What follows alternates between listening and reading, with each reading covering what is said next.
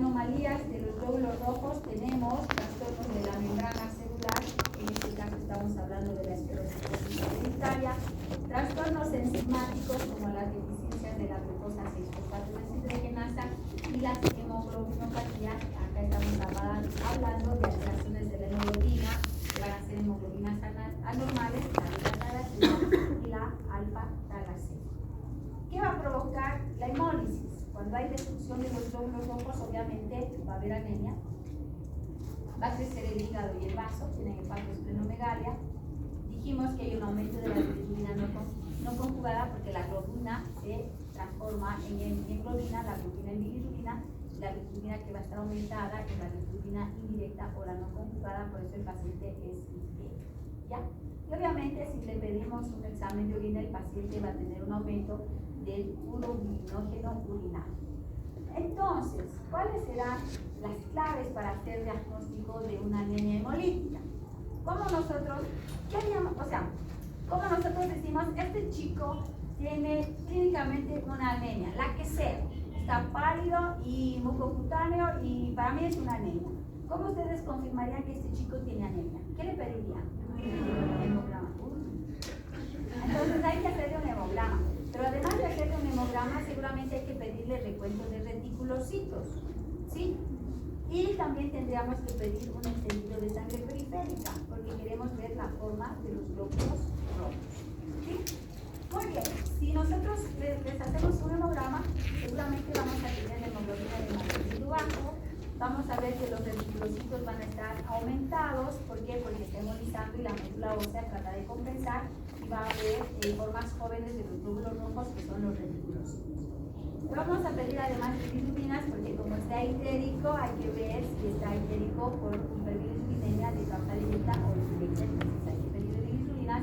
Si le hacemos un examen de orina vamos a ver que hay un aumento del urobilinógeno, y si hacemos un extendido de sangre periférica el glóbulo rojo no va a ser bicóncavo, ahí nos van a decir, se observa glóbulos rojos esferocíticos, redondos, ¿no? También vemos la prueba de la antiglobina directa que está positiva y hay un aumento obviamente de la eritropoiesis en la médula ósea, y eso lo podemos ver porque hay un aumento del recuento de los reticulocitos. Cuando los chicos tienen una anemia regenerativa es porque la médula ósea, algo está pasando con la médula ósea. Por tanto, si pedimos el recuento de reticulocitos, seguro estos van a ser menos. En el caso de las anemias hemolíticas, los reticulocitos están aumentados. Ustedes como médicos generales tienen que saber diagnosticar una anemia y diferenciar qué anemia es. Ustedes tienen que decir, esta es una anemia hemolítica, esta es una aplasia medular, una anemia plástica, ¿no es cierto? Entonces, si ustedes dicen, esta es una anemia hemolítica porque el chico clínicamente está pálido, tiene palidez mucocutánea y además está itérico, que tiene que ser hemolítica, ¿qué otra cosa va a ser? Seguro es hemolítica. Entonces, ustedes pensarán y dirán, ¿y cuál es la causa más frecuente de anemia hemolítica?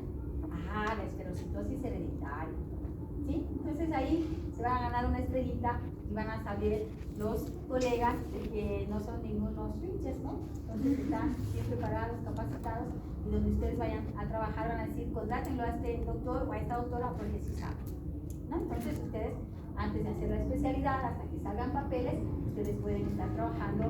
Si trabajan aquí medio poquito les van a pagar, pero si se van afuera a querer hacer una especialidad, de apuntar a una especialidad afuera, trabajando como médicos de guardia, médicos generales, van a ganar bien. O sea, mal no van a ganar. Como especialistas, seguro que no, pero mal no van a ganar. Van a tener para pagar su departamento, para pagar su comida y van a poder incluso ahorrar un poco para hacer su especialidad. Así que echen ganas, aprendan bien y así los van a recomendar y no los van a soltar y van a hacer guardias aquí y allá hasta que salgan sus papeles. Porque aquí hacen papeles y después de hacer aquí papeles tienen que ir a homologar el título a donde ustedes quieran ir. ¿Y qué van a hacer? ¿Qué les va a mantener? Pedir plata todavía sus papás ya no pueden, ya tienen título, van a ser médicos. Entonces, ¿qué tienen que hacer? Trabajar. Trabajar y estudiar, ¿no? Muy bien. Vamos a hablar entonces de la esferocitosis hereditaria, que afecta de 1 de cada 5.000 niños.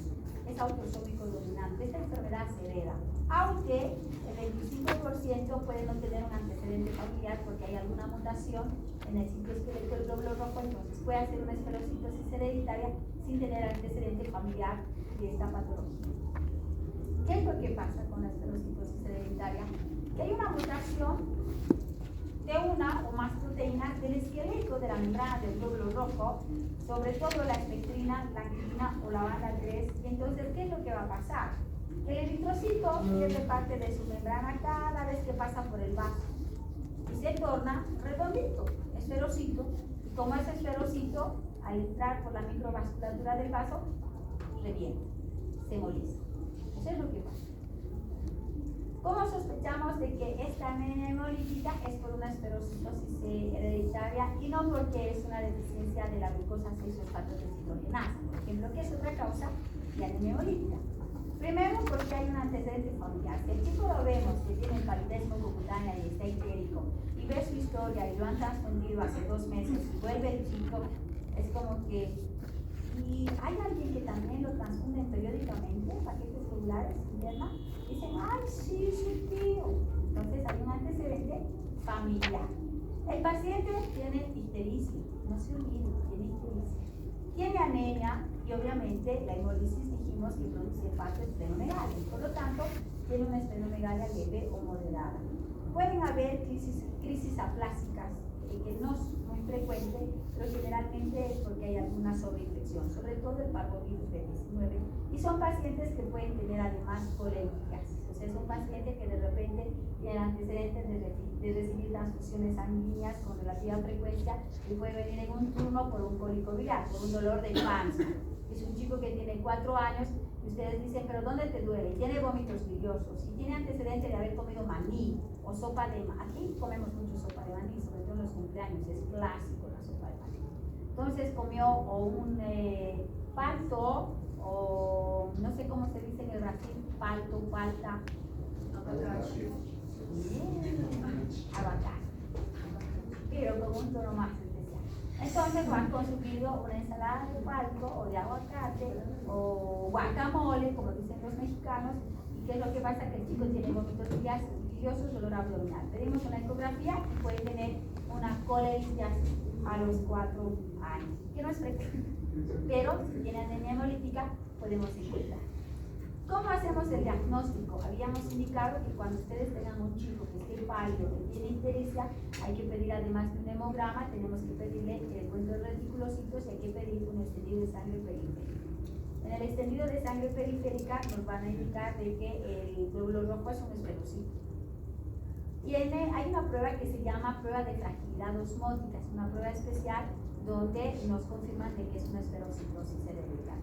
Y también podemos hacer pruebas de depresión del colorante. Hay anemias hemolíticas, además de la esferocitosis hereditaria, que también pueden ser autoinmunes. Algo pasa con la inmunidad del chico que empieza a atacar a la producción o a la eritropoiesis, ¿no? Entonces, en este caso, obviamente, el paciente no tiene antecedentes familiares de que alguien reciba transfusiones sanguíneas con relativa frecuencia. No hay antecedente familiar de una esferocitosis hereditaria.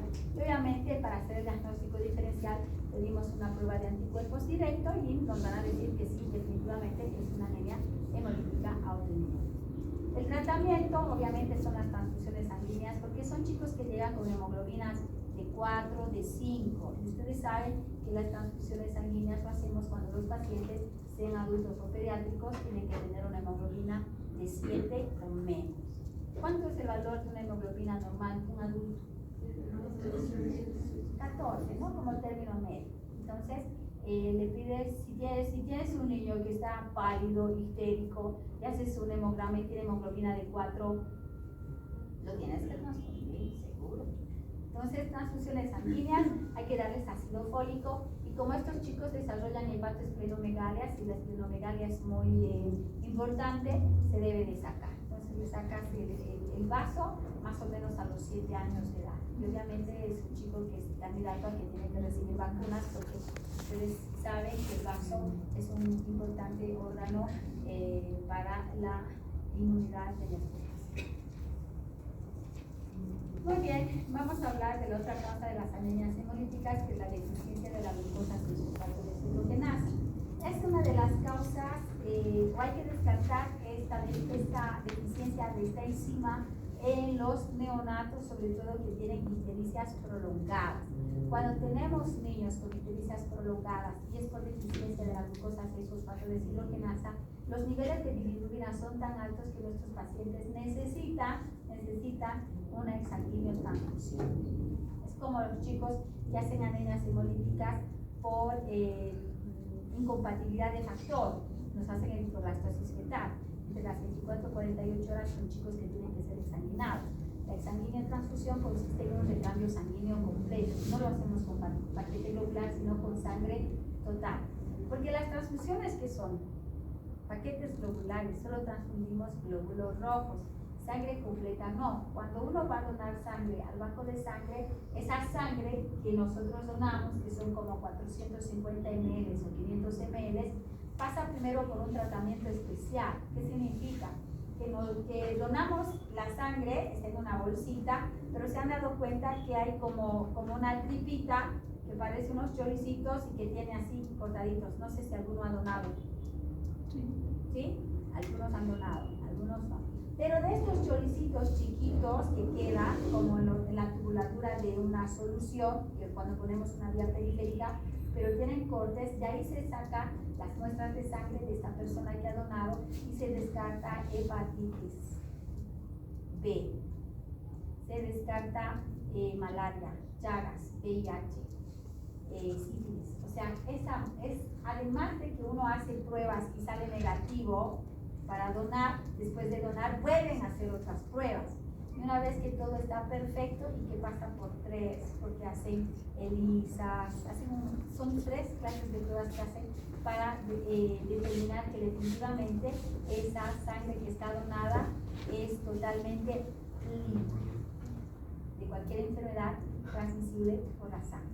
Una vez que se verifica que todo está perfecto, de esa sangre completa que uno dona, se saca los glóbulos rojos, se saca el plasma y se saca plaquetas. Entonces, cuando nosotros hacemos una transfusión sanguínea, hacemos transfusión de paquete globular, solo son glóbulos rojos. Por eso, cuando un paciente está séptico y en coagulación intravascular diseminada, y nosotros queremos plaquetas porque tienen trombocitopenia o sus tiempos de coagulación están alterados y les ponemos plasma. Por eso, ¿ya? En un neonato o en un recién nacido, ¿qué hace? Bueno, recién nacido no, en un neonato, primeros días de vida, que tiene deficiencia de la glucosa 6-fosfato deshidrogenasa, se hace exsanguíneo transfusión pero con sangre total. Lo que pedimos al banco de sangre es sangre total, ¿no? Y es el doble de la volemia que tiene el neonato. Generalmente hacemos un recambio con 360 ml, 400 ml, dependiendo del peso que tiene el paciente. Porque la volemia es 80 ml por kilo en un neonato. ¿Sí? Ese es un exsanguíneo transfusión. Entonces, ¿qué es lo que pasa? La glucosa 6-fosfato deshidrogenasa es una enzima limitante de la vía de las pentosas fosfatos y es esencial para prevenir lesión oxidativa en el glóbulo rojo. Si el glóbulo rojo se oxida, entonces es más sensible a hemolizarse. Eso es lo que pasa, ¿ya? Entonces, el gen de la glucosa 6-fosfato deshidrogenasa está en el cromosoma X, por lo tanto, los que más se joroban son los varones, porque ellos son X. Entonces, en el caso de las mujeres, las que van a enfermar son las que son homocigotas. Ellas se enferman. ¿Qué será que los hombres son más delicaditos, no?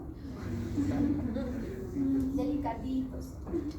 Aunque no crean, nacen más varones, pero se mueren más varones también. ¿Cuáles son las manifestaciones clínicas? En los neonatos hacen ictericia neonatal y hay que examinarlos. O sea que cuando hay ictericias en los neonatos por deficiencia de la glucosa 6-fosfato deshidrogenasa, el tratamiento es examinar. ¿Sí? La hemólisis aguda de los pacientes que tienen de la deficiencia de esta enzima se van a agudizar o empieza la hemólisis, se hemolizan más cuando hay procesos infecciosos, cuando reciben algún medicamento, cuando consumen las vainitas, que son las judías verdes, pueden, desencadenar hemólisis, o cuando hay exposición a la naftalina, las bolas de naftalina. ¿Quién conoce la naftalina? No conoce. ¿Nadie vivió con su abuelita? Son esas pelotitas blancas que las abuelitas siempre ponían entre las cobijas, las frazadas, para que no se apolille, para que no entre la polilla, ¿no es cierto?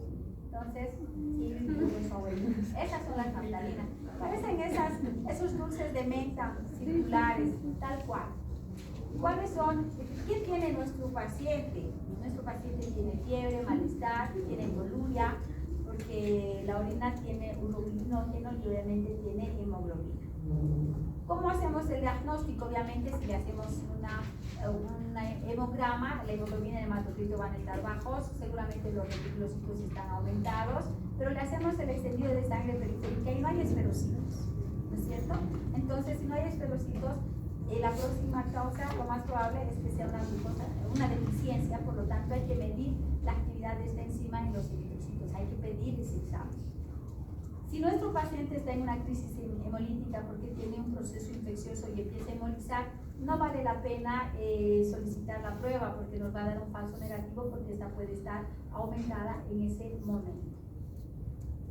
El tratamiento puede no requerir transfusiones ni en la etapa aguda, pero es importante indicarles a los papás si el niño se pone muy pálido o la orina se pone muy oscura o el chico se pone amarillo, tienen que venir a la emergencia. ¿Qué medicamentos pueden producir una hemólisis aguda cuando el niño tiene la deficiencia de esta enzima? Los medicamentos son la cloroquina, la primaquina, las quinolonas, las sulfamidas y la aspirina. ¿Qué quinolonas conocen? Ciprofloxacino, levofloxacina, norfloxacina, ácido nalidíxico, esas son quinolonas. Y las sulfamidas, trimetilsulfamethoxazol, ¿no? El famoso cotrimoxazol. Entonces, este es en el caso de una anemia hemolítica por deficiencia de la glucosa 6-fosfato de citoquinas. Ahora vamos a hablar de las otras causas que producen anemia hemolítica, que son las alteraciones a nivel de la hemoglobina, las hemoglobinopatías. Ahí están las alfa y las beta-talasemias, hay una producción de hemoglobina normal, la enfermedad, la más representante de las enfermedades prepanocíticas, y también puede haber ausencia o disminución de la producción de la hemoglobina A. Ustedes saben que cuando nacemos con una hemoglobina fetal, la hemoglobina F, que con el transcurso de los días se va a transformar en una hemoglobina de adulto, pero algo pasa en el que nos quedamos con la hemoglobina fetal, con la hemoglobina F, y no pasamos a una hemoglobina del adulto, y esto hace también que el glóbulo rojo se hemolice.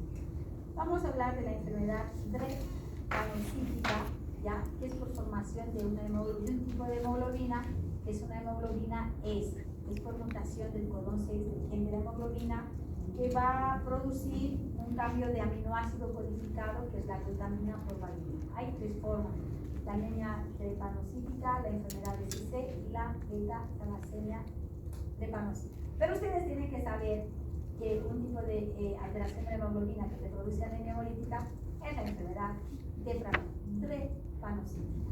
¿Qué tal? Entonces, la hemoglobina S se deforma. Es una hemoglobina que no es normal, no es una hemoglobina A, es una hemoglobina S porque hay una alteración en un aminoácido. Entonces, ¿qué es lo que pasa? Esta hemoglobina S se va a deformar dentro del glóbulo rojo y produce unos cuerpos rígidos en espiral, lo deforma, y en vez de que el glóbulo rojo tenga forma bicóncava, tiene forma de media luna, de os, ¿ya? Y por lo tanto, con esta forma pasa por los vasos sanguíneos, y por los vasos sanguíneos más delgados, que va a producir, sobre todo en la microcirculación, se destruye y produce trombos, porque como es como una hoz, se va destruyendo, pero en la microcirculación produce trombosis. Y al producir trombosis, estamos hablando de vasos sanguíneos muy chiquitos, va a producir isquemia del órgano, o si está en el hueso, de hueso. Produce isquemia, y la isquemia, ¿qué produce? Necrosis, ¿no? Entonces nuestros pacientes van a tener anemia, obviamente, porque hay hemólisis, que va a tener, si hay una trombosis en el dedo, isquemia, necrosis, hay sobreinfección, hay una infección. Los pacientes por la trombosis, si no hay buena circulación, ¿qué hay? Dolor. Cuando hay trombos, por ejemplo, las trombosis venosas profundas, por ejemplo, que son generalmente en las extremidades inferiores de pacientes que están mucho tiempo recostados, que, por ejemplo, en un paciente, un adulto mayor que tiene fractura de cadera y va a entrar a una cirugía o a una prótesis, lo van a anticoagular. ¿Por qué? Porque va a estar mucho tiempo en reposo. El estar en reposo puede ayudar a formar coágulos, trombos. Entonces produce una trombosis venosa profunda. Si no lo han anticoagulado, ¿qué va a pasar? Que ese trombo puede viajar y puede producir un infarto o puede producir un tromboembolismo pulmonar y queda ahí enganchado a bolillo. ¿Qué generalmente pasa eso? En el paciente pediátrico se puede hacer encima de ojo. Yo sé que se apretan para ver si hay trombocitos. No tenemos muchos pacientes con trombosis venosa profunda en los pacientes pediátricos. Vemos más en adultos. Ya les había dicho que los pacientes pediátricos son geniales. Son como autos 0 kilómetros. Tienes que ser muy inmenso para que algo le pase. O sea, la gente llega. Si tú haces un buen diagnóstico y un buen tratamiento, va a ir bien. Si haces un diagnóstico medio chafa, igual va a ir bien. O el paciente tiene que llegar muy mal, hecho pomada, una sepsis severa, shock séptico, coagulación intravascular diseminada, donde no lo vas a lograr alcanzar, ¿ya? O el paciente tiene que venir mal de fábrica, o sea, un chico sindromático, una deficiencia primaria, o tiene que ser muy duro para no hacer diagnóstico y se muere. Y en verdad les digo, los pacientes más nobles son los pacientes pediátricos, son autos 0 kilómetros, en verdad. Entonces, muy rara vez un niño fallece, y cuando fallece definitivamente es muy triste, pero es porque o definitivamente no sabes nada, medicina cero, ¿ya? O el chico llegó mal. Un chico que tiene un cáncer terminal, por ejemplo, ¿qué puedes hacer? Nada, ya está mal. Un chico que tiene deficiencia primaria y hace sepsis, o sea, ¿qué vas a hacer? Ya está mal, ¿no ves? Entonces, son chicos que ya vienen falladitos de fábrica. Los chicos que tienen síndrome de Down, los chicos de síndrome de Down, por ejemplo, son más propensos a las leucemias. Son chicos que tienen más riesgo de hacer leucemia que un chico que no tiene síndrome de Down. Entonces, son geniales. En verdad, un paciente pediátrico es genial. Un paciente pediátrico, tú puedes conversar con un paciente pediátrico. Tú le puedes decir, oye, ¿qué son tus zapatillas? ¿Tienes mascotas? A ver, diles a un adulto. Si tú eres el médico, el doctor, y es una señora, va a decir, ¿qué le pasa? O sea, me está acosando. ¿No ves? Entonces, un niño te conversa, te calma. Ahora nos han tocado muchos cibernigas de este último tiempo, sí, porque han estado encerrados 2 años. Pero por lo general te conversa, te habla. La mamá, tú le dices, señora, ¿cuál es su emergencia? Medianoche. Está con tos. ¿Desde cuándo? Hoy día. No, mamá. Ya son 4 días. O sea, te dicen siempre la verdad. Son muy sinceros. Entonces, no vemos chicos con trombosis venosas profundas en los pacientes pediátricos. La verdad, no hemos visto.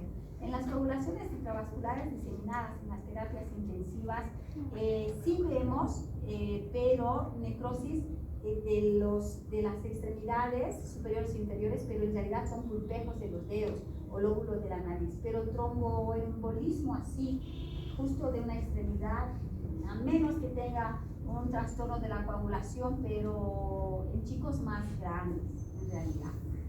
¿Ya? Muy bien. Entonces, ¿cuál es la clínica? Si estamos hablando que es una hemoglobina S y que se pone rígido y que el glóbulo rojo está en forma de hoz y al llegar a la microcirculación produce trombosis, entonces obviamente nuestro paciente va a tener dolor, porque eso es lo que pasa. Cuando tienes una trombosis venosa profunda, lo que vas a tener es dolor. ¿Ya? Los pacientes tienen datos de una anemia aguda, puede haber priapismo, esplenomegalia, y obviamente a largo plazo va a tener problema este paciente, porque si va creciendo y sigue con el problema, va a seguir teniendo las trombosis. Imagínense que haya alguna en el cerebro, por ejemplo, va a ser accidentes cerebrovasculares, ¿no? Tratamiento, como nuestros pacientes hacen sobre infecciones, hay que darles antibióticos. Son pacientes que tienen que tener todas las vacunas, obviamente, porque lo que queremos minimizar es que nuestro paciente tenga problemas de infección. Deben recibir ácido fólico. Y cómo vamos a reducir estas crisis de trombosis veno-oclusivas abrigando al niño. Porque ustedes saben ¿qué produce el frío en los vasos sanguíneos? Vasoconstricción. ¿Y el calor? Vasodilatación. Por eso cuando un niño tiene fiebre hay que bañarlo, pero hay que bañarlo con agua de tibia un poquito más caliente, sin quemar al niño, obviamente. ¿Por qué? Porque produce vasodilatación. Va a perder calor por evaporación. ¿A ver? Entonces, esa es la clave. A veces las mamás llegan con los niños con 39, 40 y cuando los metemos al agua se quieren desmayar porque dicen, oh, me cae el agua. No, pero es un medio físico para bajar la temperatura. Hay que evitar la deshidratación, porque si el paciente está deshidratado, obviamente también la circulación va a ser más lenta, y si es más lenta hay más riesgo de trombosis. Y situaciones de estrés y de hipoxia también. Eso en relación a lo que son anomalías de la hemoglobina, ¿no? Ahora vamos a hablar de las beta-talasemias, que es la deficiencia en la cadena beta. La síntesis de la cadena gamma continúa más allá del periodo neonatal y va a seguir produciéndose hemoglobina F. La hemoglobina F produce precipitación de las cadenas de la globina dentro de la membrana celular, dentro de la médula ósea, por lo tanto, el paciente tiene una eritropoiesis ineficaz. Pacientes igual van a tener anemia, ictericia grave, posterior a los 6 meses, tienen retraso de crecimiento y desarrollo y hay una hematopoiesis extramedular. Como en la médula ósea no hay producción de glóbulos rojos, entonces el mismo organismo trata de compensar esta deficiencia utilizando otra médula ósea.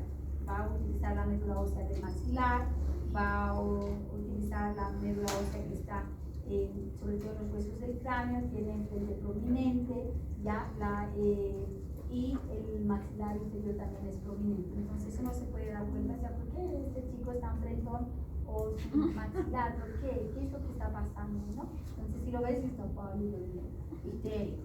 Entonces ya nos podemos dar cuenta, ¿no? Y obviamente tiene también partes plenometales. Las transfusiones debemos hacerlas, transfusiones sanguíneas una vez por mes. ¿Cuáles son las complicaciones? Vamos a tener complicaciones como miocardiopatía, podemos tener cirrosis hepática, podemos tener, el paciente puede desencadenar diabetes, puede haber retraso del crecimiento, la maduración sexual, puede haber hiperpigmentación, y todo esto porque hay mucho depósito de hierro. Entonces, eso en relación a lo que son las beta-talasemias, y ahora vamos a hablar un poquito de las alfa-talasemias. Esto es porque hay una dirección de 4 genes del alfa-globino. Entonces, la alfa-talasemia es fatal. Cuando la alfa-talasemia se produce en el pequeño, o sea, los niños que desarrollan o que tienen alfa-talasemia porque hay una alteración, o sea, hay una delección, es genético, no ha sido bien fabricado, y desde un útero se puede morir. ¿Por qué? Porque hacen hidroxfetal. Los chicos se hinchan, se dematizan, hacen anasarca, tienen ascites. Los que pueden sobrevivir y nacer son chicos que van a recibir transfusiones in útero con ecografía intervencionista. Entonces, estos chicos pueden nacer, sí, porque lo que pasa es que hacen una anemia tan severa que se empiezan a hinchar los chicos y hacen hidroxfetal, hacen un edema generalizado. ¿Ya? Cuando hay hidroxfetal, o el niño fallece dentro del útero o nace y muere en las primeras horas de vida. Yo he visto 2 hidroxfetales, no he visto más, ¿no? Entonces, son chicos que nacen totalmente dematizados, son increíbles, dan afección con todo su edema. Los quieres intubar, no puedes ni intubar, y además lo intubas y qué. Entonces, dura muy poquito después del nacimiento, ¿ya? Entonces, los que reciben transfusiones in útero una vez por mes hasta el nacimiento sobreviven, pero tienen que recibir transfusiones una vez por mes el resto de su vida con un paciente que tiene alfa thalassemia. ¿Sí? Por eso cuando ustedes hagan hijitos, tiene que ser algo muy deseado, muy querido, muy amado. No tiene que ser producto de una noche loca y de una botella de vino. Tiene que ser, ustedes tienen que querer para que ese chico nazca perfecto, no le pase nada. Porque si no, ahí vienen los errores medio raro y ya está. Entonces ya saben, ¿ya? Ahora vamos a hablar un poquito, esas son las anemias hemolíticas. Entonces las anemias hemolíticas, la causa más frecuente por anomalía del citoesqueleto del glóbulo rojo, como la esclerocitosis hereditaria, tenemos la deficiencia de la glucosa 6-fosfato deshidrogenasa y por último tenemos las hemoglobinopatías. En las hemoglobinopatías está la anemia drepanocytica y están las beta-talasemias y las alfa-talasemias. Ahora vamos a ver las anemias porque hay baja producción de glóbulo rojo. No es porque se destruyen, sino es porque no se producen, que son las hipoproliferativas o las arregenerativas. Y esto es porque hay un compromiso del glóbulo rojo, de la producción del glóbulo rojo por parte de la médula ósea. Algo está pasando con la médula ósea que no produce. Entonces, pueden ser alteraciones en la producción del glóbulo rojo que son típicamente trastornos en la médula ósea, como por ejemplo la anemia plástica, que puede ser congénita o puede ser adquirida. Significa que la médula ósea es aplástica y no produce. ¿Qué produce? Si es una aplasia medular. Cuando nosotros decimos, cuando decimos que un chico puede ser que tiene aplasia medular, ¿qué pasa si hay aplasia? ¿Qué es A? Ausencia de.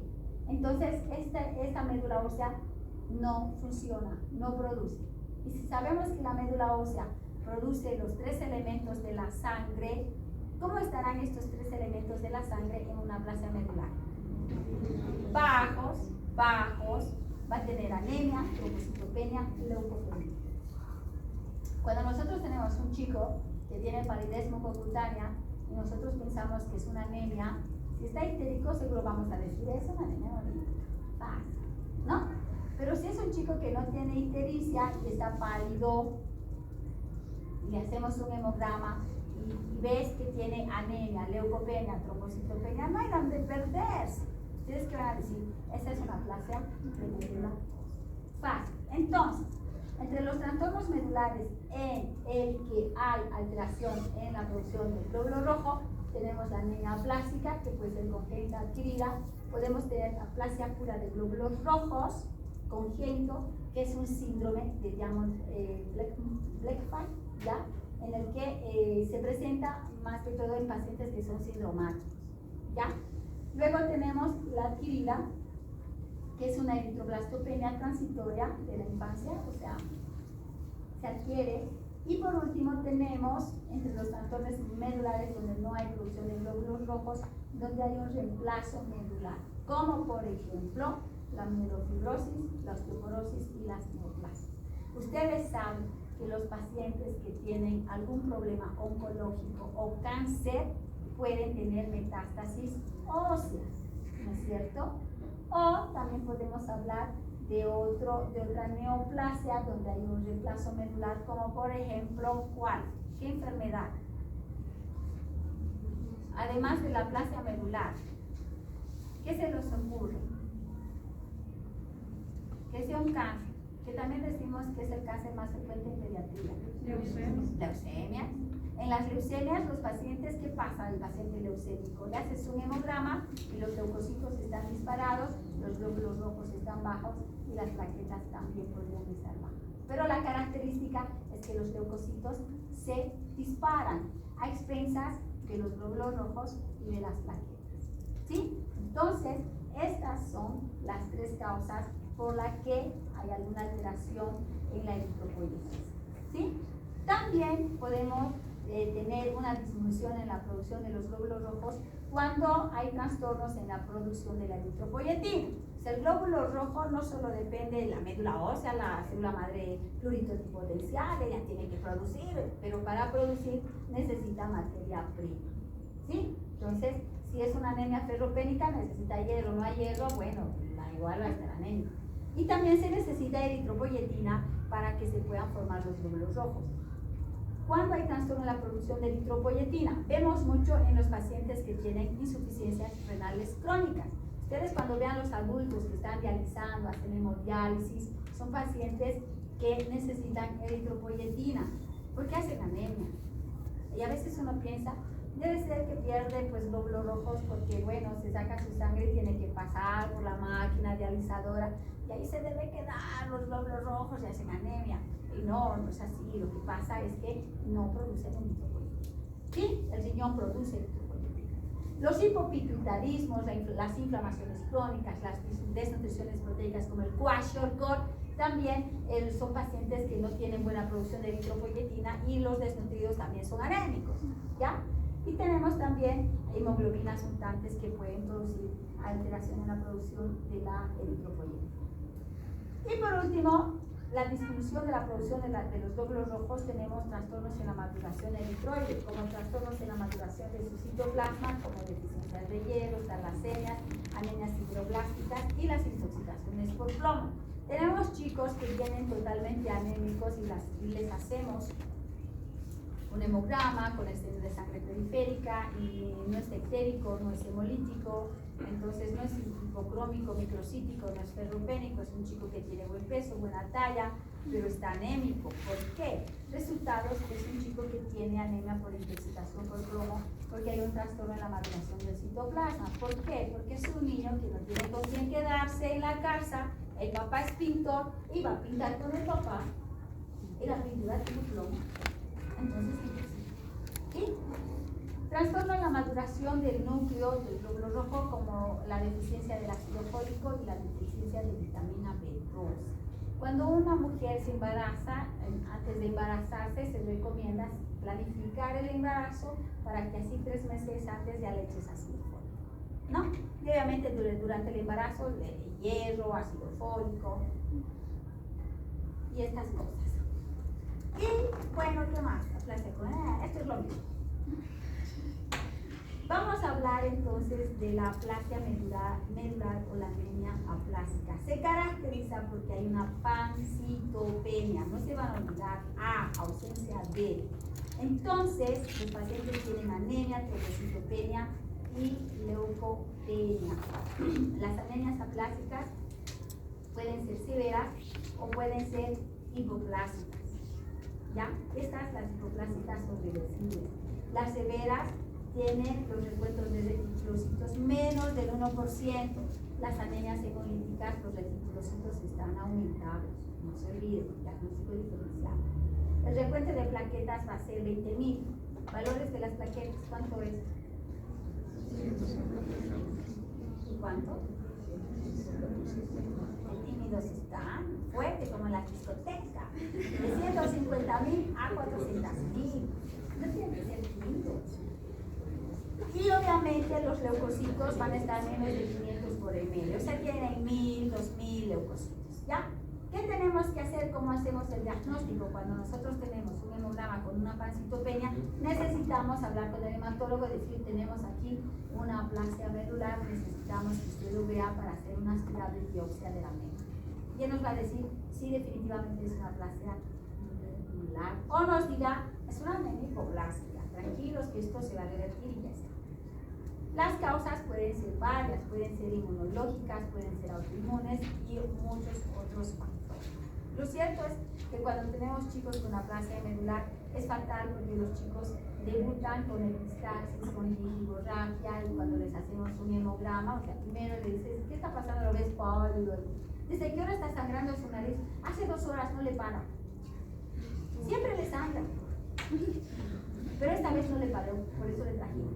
Todos son chicos grandes, 12 años, 14 años, imagínense, ¿no? Entonces, algunas causas de aplasia de médula pueden ser también medicamentos, pueden ser virus y algunos otros factores. Entre los medicamentos tenemos, por ejemplo, el cloramfenicol, que antes lo usábamos bastante en las fiebres tifoideas o salmonelosis, pero actualmente ya no lo usamos. Solamente que el cloramfenicol nos producía una aplasia medular, pero transitoria, ¿no? O sea, es como que le quitas el medicamento, pasa el efecto y vuelve a estar bien. Los antiinflamatorios no esteroideos, tenemos los citostáticos, que son medicamentos que se usan, los quimioterápicos que se usan para pacientes que tienen cáncer, la cimetilina, la ranitidina, las sulfonamidas y otras drogas también pueden producir una aplasia medular. Entre los virus tenemos hepatitis, parvovirus, Epstein-Barr, VIH, flavivirus, rubiola, sarampión. Pasa que a veces podemos nosotros estar frente a un paciente que tiene ictericia, dolor abdominal, vómitos, hepatomegalia. Entonces, ¿tú qué dices? No, debe ser una hepatitis. Entonces, le pedimos todos los laboratorios, les hacemos transaminasas y las transaminasas 2000, 4000, o sea, grave. Sí, es una hepatitis. Pide serología para hepatitis A porque es un paciente pediátrico, el resultado es que sale positivo. Pero le haces el hemograma y en el hemograma pancitopénico.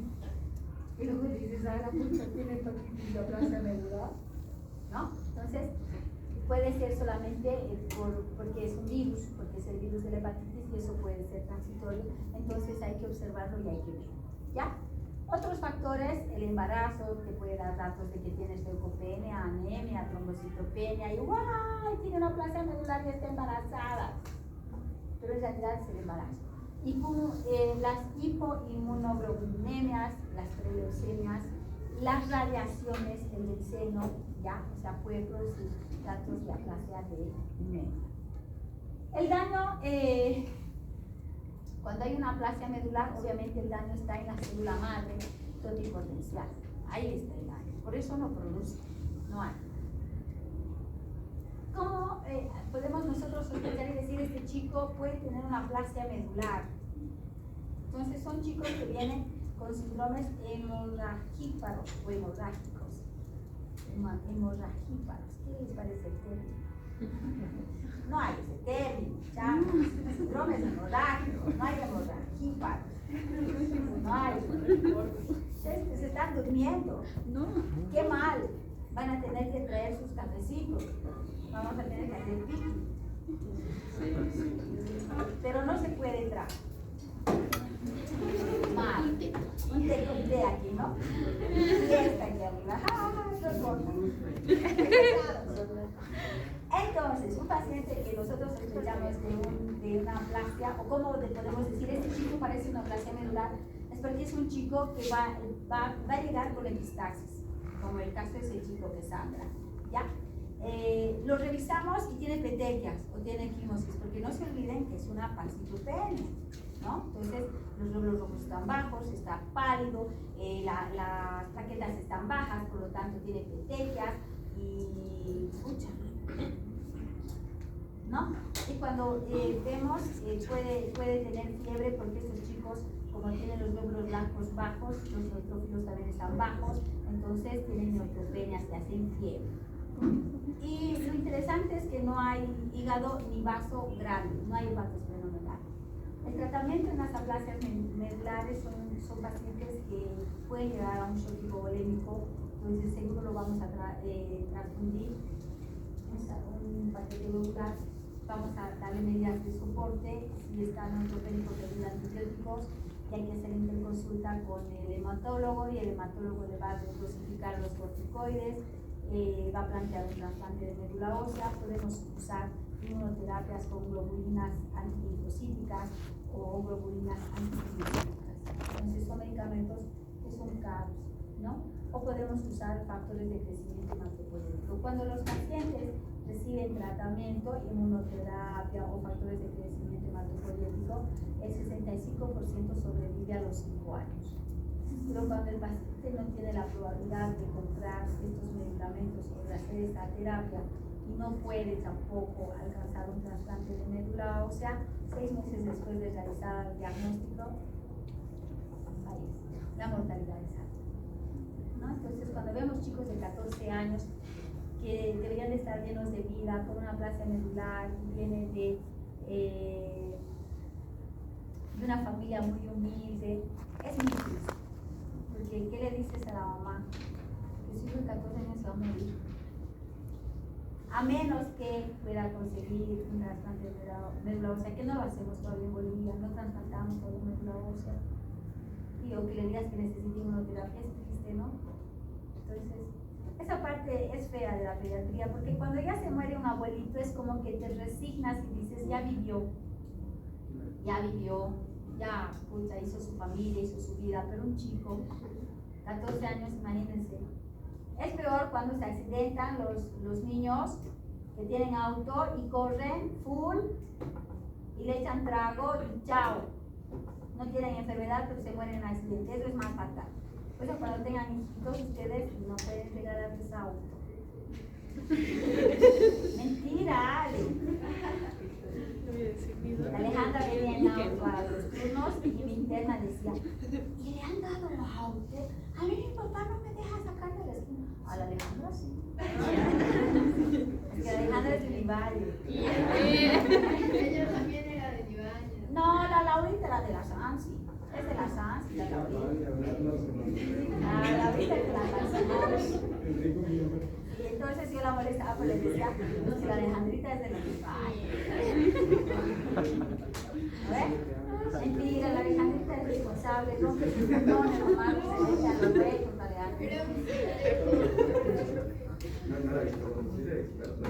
Espera, debe ser, siempre encuentra espacio al frente a estacionar. Le digo a Alejandra, ¿y dónde pasen a otro refrescar? Sí, esta hora hay estacionamiento, le digo yo, ¿no? Siempre. Yo peleo porque mi hijo está en el colegio aquí atrás en el Medinor. Ay, por Dios, no hay dónde estacionarse en la mañana. Entonces yo le digo, ¿y dónde te estacionas? Yo nunca encuentro estacionamiento. Me dice, por la Panchita o allá al frente. Me dice, ya sabe todas las calles. Bueno, en fin, o sea, hay que ver todas esas cosas, ¿no? Tienen que aprender también a dar malas noticias, no siempre buenas noticias. Aunque los pacientes van bien, algunos siempre se pueden morir. Si está grave, ustedes tienen que utilizar la palabra de que se puede morir. ¿Ya? ¿Qué es lo que pasa? Que a veces uno está muy tranquilo y dice, no, no se preocupe, vamos a hacer todo, y su niño va a ir bien y cállate. Entonces, ¿qué pasa para los papás? Usted nos dijo que mi niño se iba a salvar. Entonces, no. Hay que decirles nomás lo que es. Aunque suene cruel, a mí me ha tocado dar malas noticias. Pucha, me he tenido que tragar mi corazoncito, pero decirle a una mamá que su niño tiene un cáncer es grave. Y el papá no se la cree. Llega en una fase de negación. No lo acepta. No lo cree. Sí, es más difícil manejarlo. Más difícil. Y más cuando no puedes hacer ya nada porque el tumor es grande y el neurocirujano quiere entrarle a toda costa, pero tú sabes que si le entra va a quedar clavado o en el quirófano o se va a clavar en la terapia. O sea, si sobrevive el chico, ¿qué le estás ofreciendo? Quimioterapia, radioterapia, o sea, la calidad de vida al pelo. ¿No ven? Entonces se hacen juntas médicas con mamá, papá, si tiene algún familiar médico mejor, y se hace la junta médica con el pediatra, el intensivista y el neurocirujano. Y ahí está visitadora social y psicología. Porque sí, tenemos que aprender también a ayudar como médicos a bien vivir o a bien morir. Es su derecho de todo ser humano. Y los tutores legales son los padres y ellos tienen que decidir. ¿No? Un poco difícil todavía. Acá en Bolivia es un poco difícil todavía, sobre todo con la clase social un poquito baja. La ignorancia es fatal. Hay veces en que los chicos se pueden salvar, pero los papás dicen, no me lo llevo. Oye, pero el que quitamos el tubo se muere. Que se muera. Y hay algunos papitos en los que ya no podemos hacer nada, pero imploran porque hagamos más. Entonces, es un poco triste también esta parte fea de la medicina, pero la parte buena de la medicina es que la mayoría van bien, y cuando van bien todos estamos felices y siempre te van a decir que Dios te pague. Yo pienso que eso es lo mejor, que Dios te pague, porque en realidad Dios siempre está ahí. No sé si todos creen en Dios, pero definitivamente Dios está ahí. A veces nosotros podemos decir, se va a morir y no se muere. Es que sí, es que depende todo de arriba. ¿No ven? O a veces nosotros decimos, parece que va a ir bien. Sí. Entonces eso. Muy bien. Entonces les decía que la mortalidad es alta de la aplasia medular después de 6 meses de haber hecho el diagnóstico, chao, ¿no? Y les damos solo medidas de soporte, son chicos que les transferimos plaquetas, glóbulos rojos, plasma, pero a pesar de ello, alguien desmedro, y si no se hace un trasplante o inmunoterapia, pues fallece. Pero el 65% puede sobrevivir a los 5 años, o sea, más tampoco sobrevive. Luego tenemos la aplasia pura de los glóbulos rojos, que es este síndrome ya de Diamond-Blackfan, que se presenta en los primeros 6 meses de vida, se asocia a malformaciones congénitas.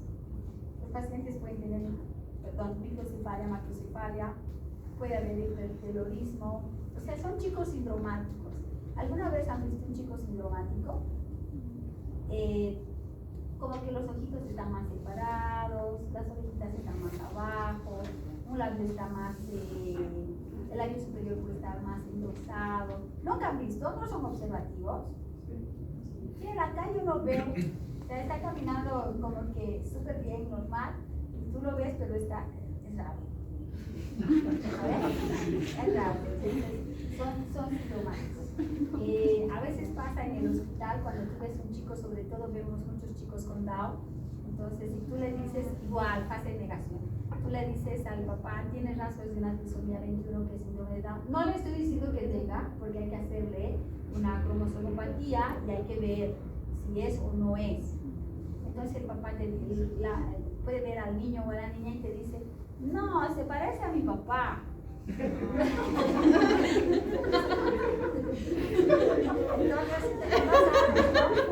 si te vas a reír o qué, tú lo ves al niño y tiene pliegues silianos, implantación baja de las orejas, occipital aplanado.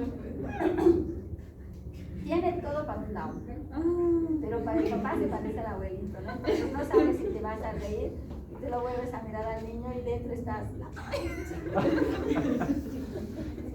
nos pasa. O algunos papás se enojan. ¿Por qué dice que tiene síndrome de Down?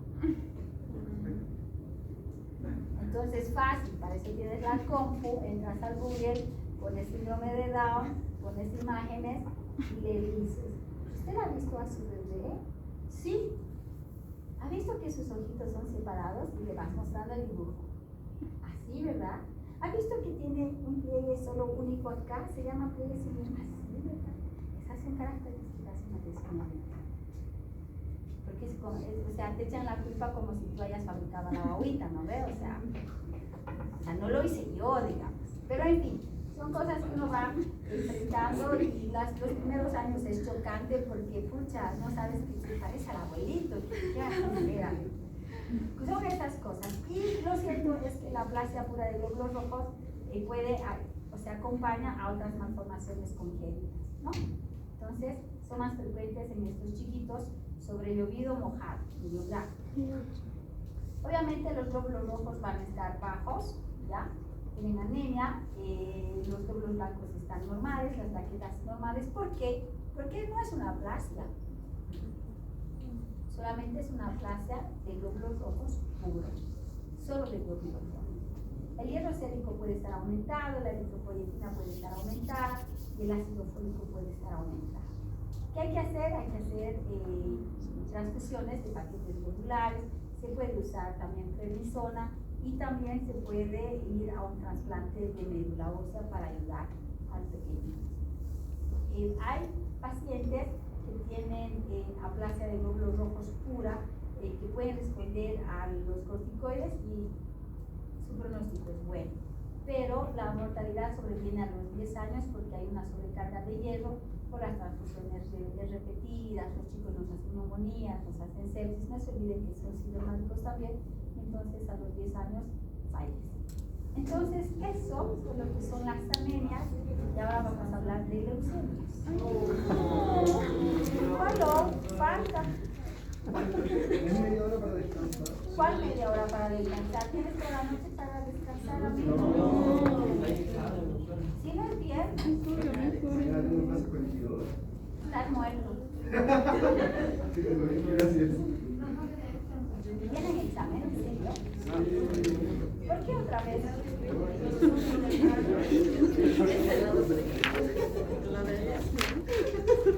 Pero es corto. No vamos a pasar un martes, no manches. El año nuevo Aymara.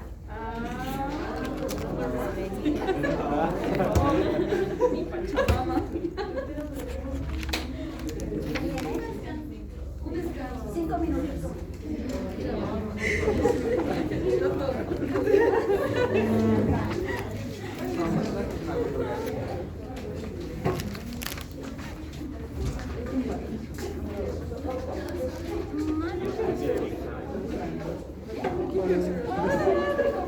¿Qué te está raleado? Es que tapa para robar. Ay, En serio, deberían creerse un cafecito. no hay plata.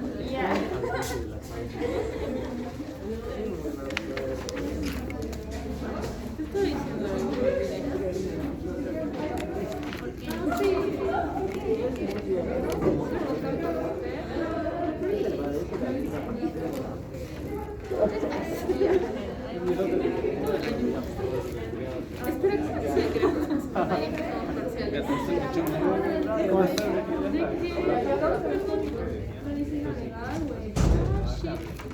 No hay nada en esto.